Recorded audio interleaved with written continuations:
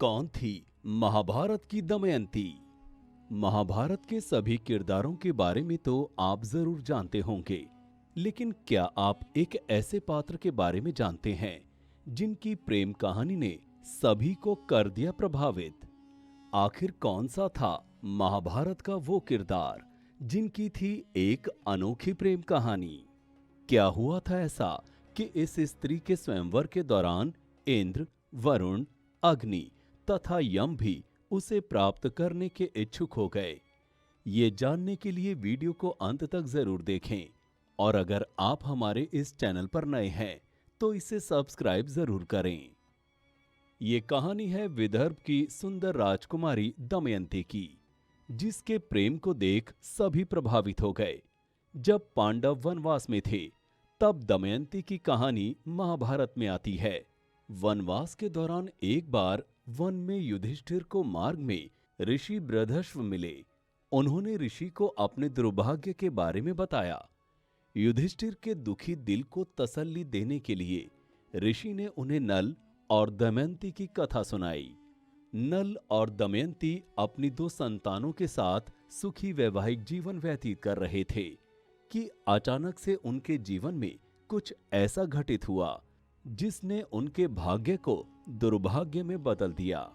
एक दिन नल के चचेरे भाई पुष्कर ने उसे द्वैत क्रीड़ा में हराकर उसका सब कुछ हासिल कर लिया। जब नल महल से जाने लगा तो दमयंती भी अपना सब कुछ छोड़कर पति के साथ चली गई। नल के पास अस्त्र शस्त्र नहीं थे जिनकी मदद से वो शिकार करता। तत्पश्चात वो अपने शरीर में धारण किए गए वस्त्रों से कुछ पक्षियों के शिकार करने का प्रयास करने लगा, लेकिन पक्षी उसके वस्त्र लेकर उड़ गए। इससे नल और अधिक दुखी हो गया, लेकिन दमयंती ने यह कहकर उसे सांत्वना दी कि वो हर दुख में उसके साथ है। और फिर दमयंती ने अपने वस्त्र का आधा हिस्सा फाड़कर नल को दे दिया। रात में सोते हुए नल को अपनी पत्नी दमयंती की दुर्दशा देखकर दुख होने लगा। वो दमयंती की विपत्तियों का कारण स्वयं को मान रहा था, इसलिए वो उसे वहां अकेला छोड़कर चला गया ताकि वो अपने पिता के घर वापस चली जाए। लेकिन ऐसा नहीं हुआ।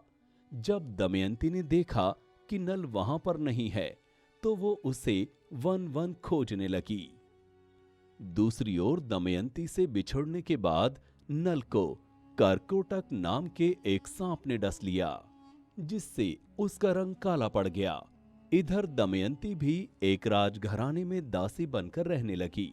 एक दिन वहां एक पुरोहित आए जिन्होंने दमयंती को पहचान लिया, और वो अपने परिवार के पास पहुंच गई। दमयंती के पिता ने नल को ढूंढने के लिए दमयंती के स्वयंवर की घोषणा की। अगले दिन दमयंती के स्वयंवर में बाहुक नाम का सारथी भी एक राजा के साथ वहां पहुंचा।